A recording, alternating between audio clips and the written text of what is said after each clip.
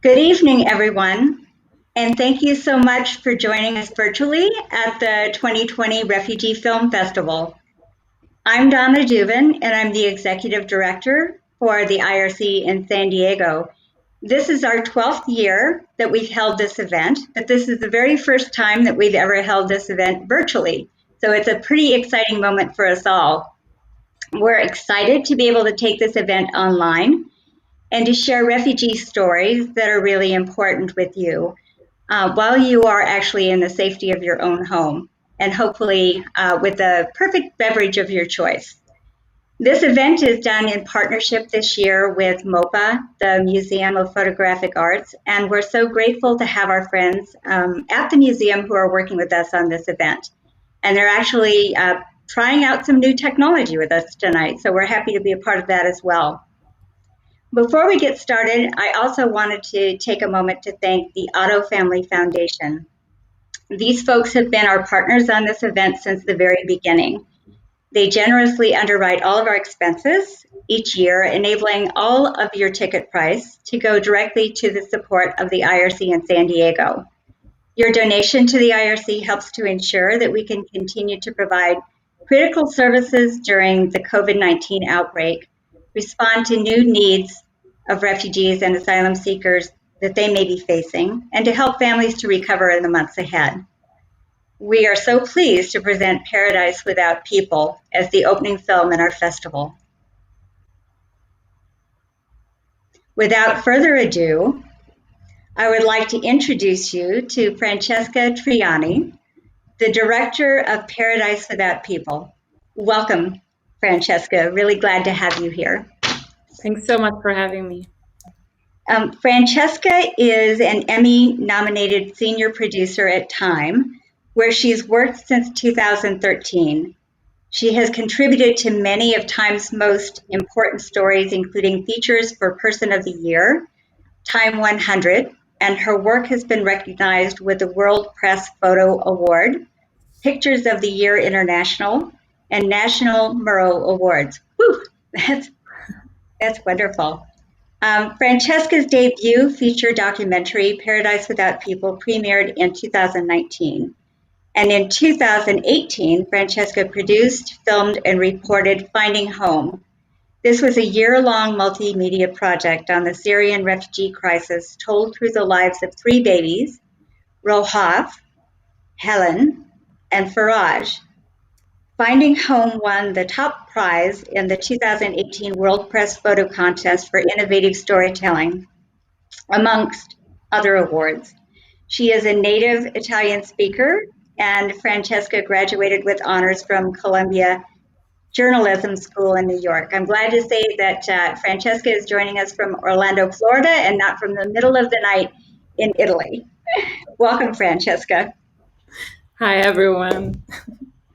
So we're going to start tonight's Q&A with a question submitted by a viewer. The audience question is this. They say, "Hi, Francesca. It sounds like they know you well. Thanks for your wonderful documentary.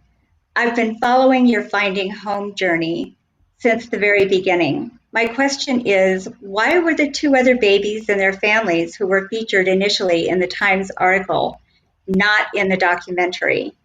And I'll just add to that.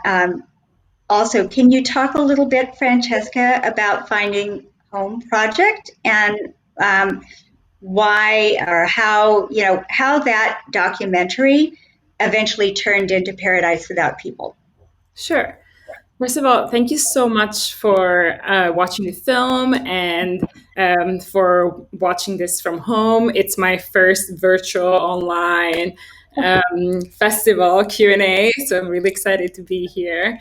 To step back, when we first launched our reporting in Europe, we knew that we wanted to follow the journey of a mom for a year from the moment of birth to the first birthday. And so this is our ambition. And to do that, I worked with Erin Baker, who's an incredible magazine writer for Time, and Lindsay Dario, who's just a phenomenal journalist, a photojournalist.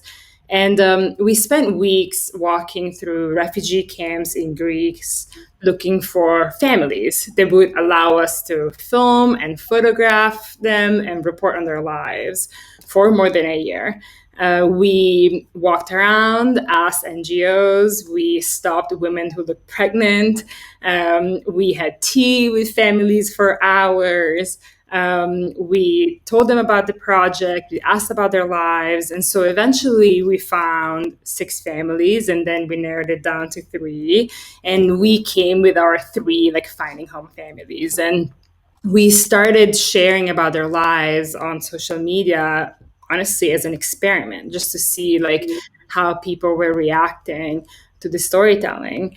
And over time, as we kept reporting on this story, we really wanted to tell these stories in the best way possible for the format. So, for example, for the magazine, we wrote extensively about each family.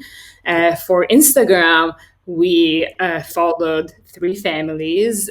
But for the film, I think we made a decision really early on that we wanted to show how the same refugee experience can be completely different for 2 different families. And, people often ask me if I have any regrets, if there were really challenging moments in making this doc. And like for me, the hardest one was choosing not to include an entire family, right? Like we spent so much time with them. And that was a really hard decision, but I think ultimately made this story better. So many of us work with refugee families day in and day out, and we know how special that journey can be. But why was it important for you, Francesca, to be able to tell this story? Yeah, when we started and we set out reporting, we saw a statistic, like a piece of data that we found really interesting. And that was that at that time, 2016, 2017, women and children were, for the first time, the majority of refugees coming to Europe. And a lot of the women that we saw were pregnant. And I had never seen this story of war and the story of being a refugee told from the perspective of a pregnant woman. And, it's hard enough to be pregnant, and it's even harder if you are on the run and if you're living in a refugee camp. And so we really wanted to make sure to tell this story from the perspective of women and have that part of their history, being told. And we immediately realized how much harder it is than we expected. Once when we arrived at the camps, we only had access to male translators. And that meant that, when we went to meet women and we went to meet families, we had to ask women, how far along are you? When was your last period? What's the sex of the baby? Like very intimate questions that a lot of the women were not comfortable answering in front of a man. And so immediately we had a challenge, and we immediately realized that's why a lot of these stories often are hard to tell. And so we started to look for female translators, and that's how we were able to keep reporting. That's amazing. I'll just share too that with the work that we do with the International Rescue Committee, we have really focused on the gender equity gap and making sure again that women and girls, especially when they come to this country, have extra help to be able to elevate their voices and really make them full partners in the resettlement process. And so I very much appreciate your focus on the women in particular. This film was really created by an all-female crew, which I found very interesting as well. And so why was it significant for a female crew to focus on women refugees' experiences? And was it difficult to be accepted by the families, to be able to document many intimate and uncomfortable moments of their daily lives? That must have been pretty tough. Sure. First of all, I don't think we would have been able to do this film if we did not have an all-female crew. Like, when we started out, I had told all the families, I want to be there when the baby's born. I want to be there in the hospital ward. I want to film the birth. And, that requires a huge amount of trust. then it requires a huge amount of trust to be able to let women in, any woman, and even more someone who has had to flee war and is giving birth in a hospital where, and in a country where they don't speak the language and they're not familiar with the environment. And as I said earlier, we decided really early on to hire an all-female team of translators, fixer, editors, journalists. I also was really excited to be able to hire female refugees as translators. So I think that really helped us with the access. So, like you ask how we were able to get these very intimate moments. And the truth is, our translators were refugees themselves. So they really helped us understand things culturally that maybe were hard for us, or they really helped us negotiate a lot of the conversations. They taught me a bit of Arabic so I could like pick up on what was happening. And you should remember that I don't speak Arabic fluently, and the first half of the film I filmed not knowing what I was filming, like blindly following what was happening in front of me.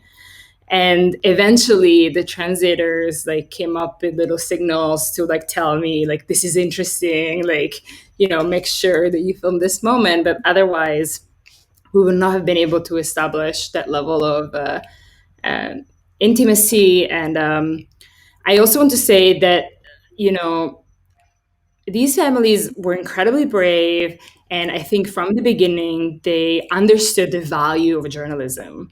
Like they understood that they wanted Europeans and people all over the world to really see what they were going through, and so they gave us a huge amount of time and a lot of trust. And I hope it helped that we were a similar age. Like, I hope it helped that they saw in me someone who was like generally trying to understand what they were going through. But it was a really big leap of faith, I think, for them. I really appreciate personally what you were sharing about the value of media in helping to connect people with others who are having a different experience. I think that's one of the greatest barriers, I think, for people really truly understanding that we all have very similar values, even if the journey has been a bit differently. And so I think the media really helps people to connect with strangers that are so different but so alike. You led into this in one sense, but I want to ask to one of our viewers had asked the question, how are individuals in the film actually compensated for the story being told about them? I think people are really concerned that somehow or another, they might be used as opposed to supported through this storytelling. Yeah, that's a really great question. As time, we have really strict guidelines, and we cannot pay our sources or the people who appear in our stories. And so we apply the same guidelines that we would for a magazine story and we do for a documentary. It's the same ethical guidelines. But I really struggle with this question myself. Like, I was thinking about it all the time. I did realize really early on that we were a crew of 4 people, and very early on, the NGOs around the families, knew that we were from Time. The doctors at the hospitals knew we were from Time. The police at the entrance of the refugee camp knew we were from Time. So I think, of course, us being there, I think, affected their lives, and I think helped them, and it helped their experience be overall better. And we also, at the end of our reporting, when we were done with the film, when we were done with the magazine, we also launched a GoFundMe campaign that did well, and that Lindsay Adario, the photojournalist, helped us coordinate. So I was glad to be able to do that. And, I also think that that is a question that comes up all the time, and that it also, of course, had a huge impact in our relationship with the families, because they knew starting out that uh, that's how journalists work. But of course, for example, when they were struggling with asylum and the process was taking longer than expected, they asked us, like, your time, like, can't you just make my papers go faster? Like, can't you just like help me get in? And the truth is we can't. I mean, even if we wanted to, we could not have done that. But um, there were definitely moments when there was a source of frustration, and I get it, I really do. But I think that's what makes journalism work, is that we have these guidelines. That's amazing. And again, it just shows the commitment on the part of the families who, allowed you to focus on them and to carry you with them over the course of that year. So that's extraordinary. So are you still in touch with the families today, Yeah. Francesca? And how are they doing? What are the biggest challenges that they have now faced in resettlement since Yeah, the film of ended? course. Sorry. While we were reporting, I was chatting with the families on a daily basis, and I still hear from them, and I still want to know how they're doing. My secret dream is to be able to do a follow up and go in a few years and see how the kids are doing, and then come back when the kids turn 18 and film the birthday party. Um, but the truth is, I think it's been a longer process than they expected, right? Like when we started filming, we thought they'd be settled within a year, that, they would have a job, that, everything would be settled, like much faster than it actually is. I was talking with Noor and Youssef, the couple who ended up in Germany, and they are studying the language in Germany. Especially, there's a huge importance placed on being able to speak German fluently, and so that's what they're doing. And I think Yusuf is the husband. He's really struggling with the idea of not being able to work, not being able to provide. That's one of the first things that he told me when I met him. Like, I'm young, I want to be able to help. I want to be able to be busy. So they're still struggling. Obviously, right now they're staying at home like everyone else. And then Taima and Mohanad ended up, I think they're doing well. Like, through our reporting, they were connected with an Estonian woman who decided to help them, and so she helped them find an apartment. She helped Mohanad find a job. So I think, in a way, they're still struggling in terms of finding friends and finding a community, but they're much happier overall, and the kids are going to kindergarten, so they're doing well. That's amazing. You just captured the experience of the refugee coming to as well. It's pretty similar in many ways, and it also shows the power of what happens when a community is able to support people and really welcome them into the community as well. It makes all the difference in that journey. Um, what have been any unexpected outcomes from the experience for you personally, Francesca? Were you surprised by anything that maybe went against your expectations for what the project would look like? I feel everything was not something I expected in the best possible way. I do, like, for me personally, when we launched the Instagram account, it was a bit of an experiment, and we usually, people see refugees in a very one-dimensional way, and so we really wanted to share these like daily moments of real life. Like, we wanted the Instagram account to feel like the account of any new parent with a child, and so we shared like first steps and meals and the moment they rolled over, like, and we I think a lot of people really connected with that. It was like a lot of moms all over the world, a lot of families, a lot of readers really enjoyed following their stories. And I was not prepared for that. I was not prepared to hear from teachers all over the world who use our interactive to help students understand the refugee crisis. We heard from Americans who decided to start volunteering in their communities after following the families on Instagram. We had people who, after seeing the film, got a lot more involved in refugee issues.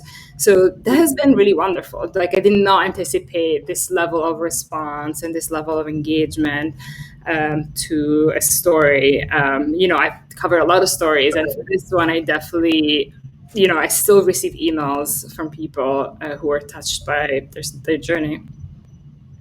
That's incredible. And we really see that being played out here in San Diego County with the families that we work with as well. The community and people who are here are so anxious to be able to welcome them and help in any way they can. And again, it makes all the difference. So thanks for making that story come to life.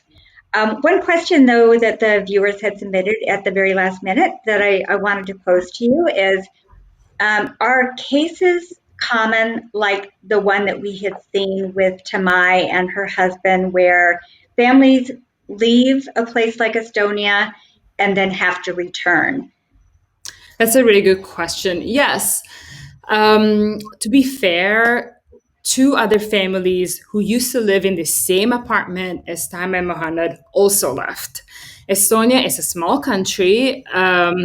At that time, there was no mosque in the entire country. They had accepted 135, I think now it's probably more like 150 refugees. Um, so the policy back then was to send refugees into very small remote areas. I think now instead they changed their policy and they are relocating refugees to Tallinn, the main city, or Tartu, another big city. They realize that it does not help build community if you have so few refugees and they're so spread out. And so I think Taima and Mohanna were definitely not the only ones to make that decision. It's tricky to know. I mean, they were not the only ones who were deported back to Estonia. I think there are other families um, that had that experience. I also know families who left Greece or Portugal or Estonia for Germany and ended up being able to stay there. I think, you know, that settlement process was really complicated. And I hope that people at home can understand now, like during coronavirus, a little bit better what it feels like to not have any power over your life and to not be able to make any decisions about your future. I think they really struggle with that. And in the moment, I really understood why it was hard for them to fit in. Even if I have to say, like, the Estonian volunteers were absolutely wonderful and really tried to help out.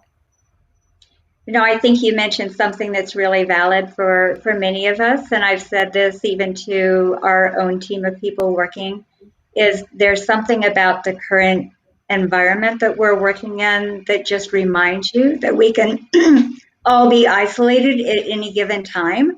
But when you are stranded and you can't fend for yourself, just how disempowering that feels and how frustrating that can feel. So, in many ways, I think we're able to better understand what our clients have been going through all along. So now we're learning from them and learning about the resilience that they have built into their lives in coming to the U.S. So, very much appreciate that. There was a follow-on question to that, which was, when families do have to return or they leave a particular area where they're being resettled, does that mean then that the resettlement agency that's working with the family would get less support from the government for the next family coming in the following year? And I think I can respond to that and just say that every country is a little bit different. But even here in the US, the amount of support that we're able to get for receiving refugees in any given year is often based again on the history of how well we have done in previous years in terms of supporting families who have arrived. And so I think there is a little bit of, connection there. But I think every country is a little bit different in how they're able to support families who are coming in. But it was a great question. Um, so the question comes always to me at the end of a wonderful film like this. How can people watching really help refugees locally? And so the film festival like this is going to support our COVID-19 response efforts. So it's really important to know that by watching this film and being part of the conversation, you're already doing something that's going to make a difference in the lives of families. And you can also follow our COVID updates page and follow us on social media. So we want to thank you, Francesca, for being so generous with your time, so generous with your talent, and so just so gifted in helping to tell that story on behalf of the families that you worked with and allowing us to be a part of that experience along with you. We want to again acknowledge Paradise Without People so that in case people are talking with friends and family, they can certainly encourage them to also find a way to view the film as well. And then I would also say that in winding things down tonight, that we're looking forward to our next film viewing for next week. We were able to actually secure a limited 2-day access to our next film, which is eventually going to show, I believe, on PBS. And so we were fortunate to get a chance to view this with our audience in advance. The film is called Unsettled, and it will be streaming Monday, May the 11th, and Tuesday, May the 12th. We also have a short trailer tonight, which we're really happy to show. It follows the LGBT refugee and asylum seekers who were resettled in San Francisco, and we want to share a little bit of that with you now.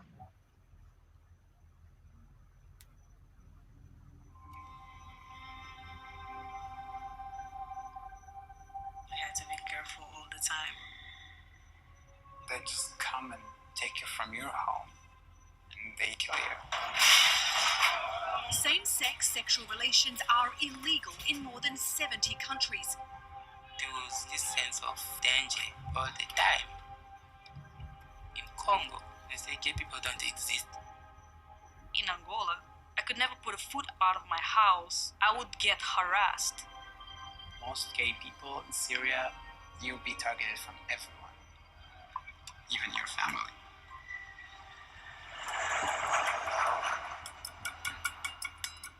Welcome to America. Welcome home.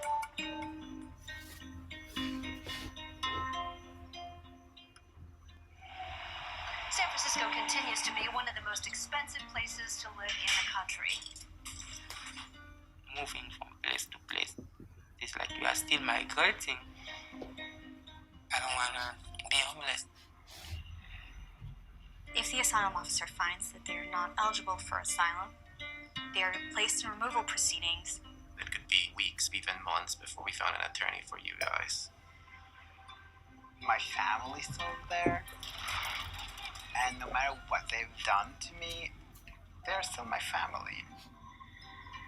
At least here, we're not gonna have people calling us name on the street. I think this don't happen here in America, right? They're going back. They're going back. I'm telling you. They're going back.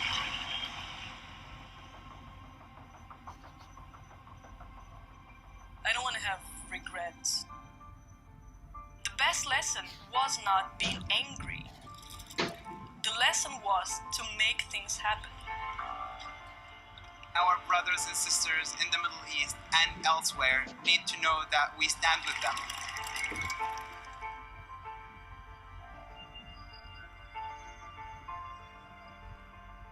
After everything that I've been through, I'm still alive and I'm resilient. We are not afraid anymore.